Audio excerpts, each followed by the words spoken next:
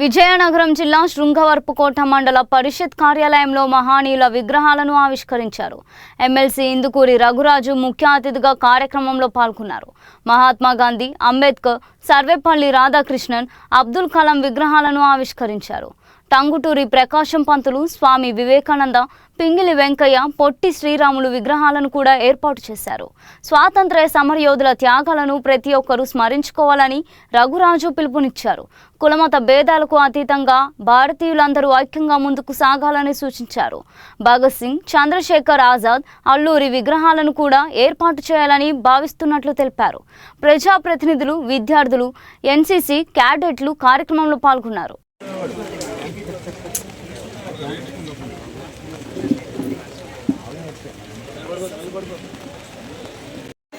जय जोहार पूज्य बापूजी, जोहार जोहार जोहार पूज्य बापूजी, जोहार जोहार जोहार पूज्य बापूजी, जोहार जोहार నలతోటే ముగిస్తా ఉంది.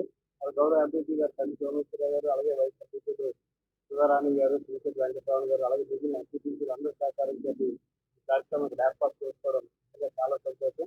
ప్రతి చోట కూడా ప్రతి మండల ఆఫీసుల్లోనైతే అవనండి, రెవెన్యూ ఆఫీసులు అయితే అవనండి, లేకపోతే సచివాలయాలు అయితే అవనండి, ప్రతి చోట ఎవరో ఒక జాతీయ నాయకులు 2-3 విగ్రహాలైనా పెడితే ఉదయాన్నే లగ్గానే వాళ్ళని చూస్తే ఒక స్ఫూర్తి నా బాధ్యత ఏంటి, మరి మనకు స్వాతంత్రం ఎందుకు వచ్చింది, స్వాతంత్రం ఎందుకు తీసుకుని వచ్చారు, అందులో ఆ విధంగా మనం పని చేస్తున్నాం, ప్రజలకు పని చేస్తున్నాం, లేకపోతే మన గురించి ఆలోచిస్తున్నావా అన్నది ప్రతి అధికారి కూడా ఆలోచన చేయాలని. ఎందుకంటే వ్యవస్థ మారాలనుకుంటే అధికారులు బాధ్యతగా పని చేయాలని. ఎందుకంటే చాలా మంది చూస్తా ఉన్నాం, స్వతంత్రం వచ్చింది కానీ ఈ రోజు కూడా క్యాస్ట్ సర్టిఫికేట్ లేదు, లేకపోతే రేషన్ కార్డు లేదో, ఇల్లు లేదో, అది తినడానికి తిండి లేని పరిస్థితుల్లో చాలా మంది భారతీయులు కూడా ఉన్నాం.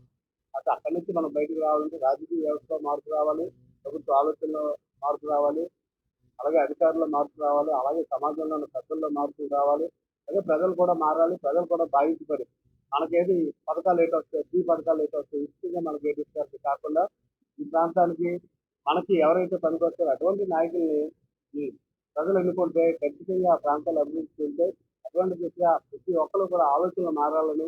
మన స్వతంత్రం వచ్చింది 80 సంవత్సరాలు కూడా ఇంకా మనం ఎవరో వస్తారో ఏదో చేస్తారని ఎదురుచూపులు లేకుండా మనందరూ మనం నిలబడాలనుకుంటే మంచి సమాజం నిర్మించుకోవాలంటే మనందరూ ఆలోచనలు ముందుకెళ్ళాలి. అలాగే యువత ముఖ్యంగా దీంట్లో పాత్ర పోషించాలి. అలాగే మహిళలు దీంట్లో ముఖ్యమైన పాత్ర పోషించి ఈ సమాజ మళ్ళీ మనం స్వతంత్రం కోసం ఎలాగైతే ఉద్యోగం చేస్తామో ఇదే మనకు వచ్చి స్వతంత్రాన్ని ఆ స్వేచ్ఛవాయులు మనందరం కూడా అనుభవించడానికి కూడా మనం ప్రయత్నం చేయాలి. ఎందుకంటే ఈ వ్యవస్థ అంతా కూడా ఒక 4 కార్పొరేట్ కంపెనీల్లోనో, లేకపోతే 4 రాజకీయ పార్టీల్లోనో, లేకపోతే 4 కుటుంబాల్లోనో, 4 కులాల్లోనో ఈ వ్యవస్థ అంతా కూడా ఉండిపోయింది. అలా కాకుండా స్వేచ్ఛవాయులు జీవించాలి, ప్రతి ఒక్కరికి గౌరవం రావాలి, ప్రతి ఒక్కరు కూడా అధికార పదవులు ఉండాలి, ప్రతి ఒక్కరు అధికారులుగా ఉండాలని ఈ యువత అందరూ కూడా ఎవరైతే విద్యార్థులు ఉన్నారో భావి భవిష్యత్తు పౌరులందరూ కూడా బాధ్యతగా చదువుకొని వాళ్ళందరూ కూడా భారతదేశాన్ని మంచి చేస్తారని ఒక నమ్ముతా ఉన్నాను. ఈ 80వ స్వతంత్ర దినోత్సవ సందర్భంగా